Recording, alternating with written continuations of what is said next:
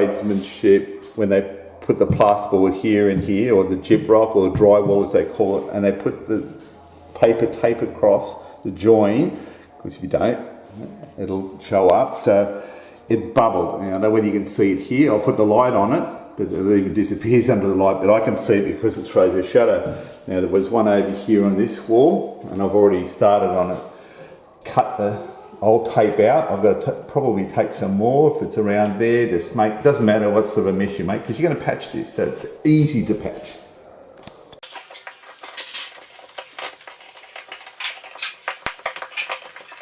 This is meat, and I've taken the tape out. It was actually bulgy. The tape wasn't bulging. The actual plaster, for some reason, was bulging here. Maybe a bit of moisture, don't know, but that was a lot more effort. Had to cut it back into the plaster. We're going to start with this one. It's called Moulded Purpose Joint Compound. So we're going to put some compound in there.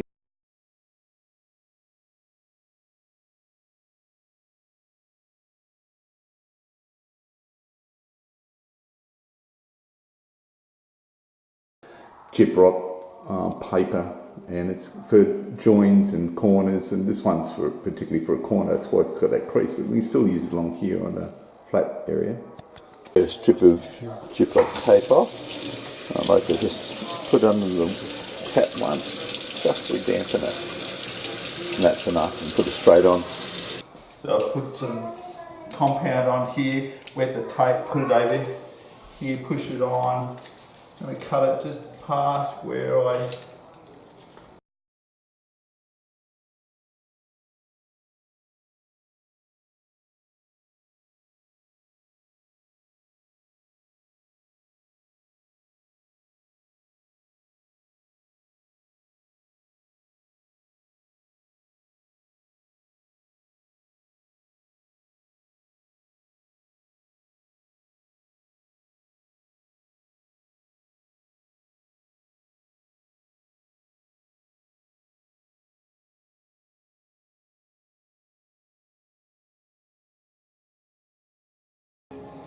So 24 hours later, you can just make out, because of the light and reflection, the area where the tape is.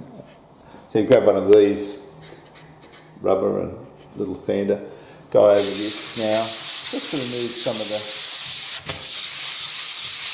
So this is the one I did yesterday. It was very deep, and I did want to fill it right up. So I'm going to be using the same material on this one. And this one he's going to have the finish coat, because it's pretty good.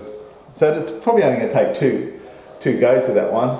Just the tape in that yesterday, and then the finish coat. I might put another finish coat on, because I'm going to be have to use one over here, and so we'll do that one.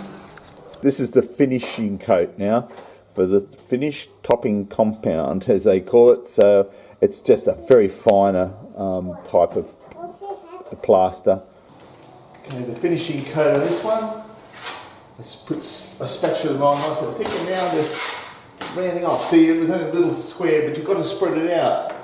You've got to spread it out so it blends in, feathers in with the rest of the wall. So we're just going to, that's the first finishing coat I put on, and I'm going to be sanding that off tomorrow. So this is the final coat that I put on yesterday. It's dried. All I'm going to do is sand it. The other wall's over there. Just sand that one again. We'll just wipe with the rag, and it's ready to go. It's ready to paint. So this is a plate I put on. It's just an adhesive back plate.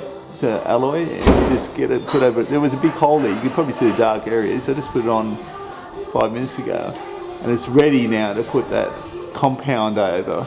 It's a small hole on a...